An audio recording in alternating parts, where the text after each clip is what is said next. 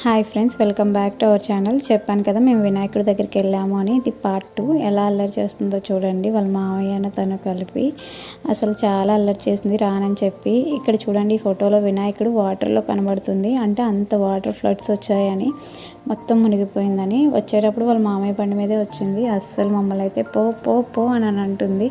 అసలు రాను అని చాలా ఏడ్చింది. మేము మళ్ళీ మా ఇంటికాడ తీసుకునేటప్పుడు కూడా చాలా అంటే చాలా ఏడ్చింది. మామయ్య ఏడి అని కూడా చాలాసేపు అడిగింది. చాలా ఏడ్చింది.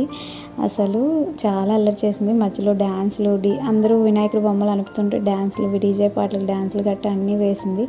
దాని ఏడుపు భరించలేక ఐస్ క్రీమ్ కొనిపెట్టాడు. 2 ఐస్ క్రీమ్స్ తినేసి మళ్ళీ ఐస్ క్రీమ్ అని అడుగుతుంది.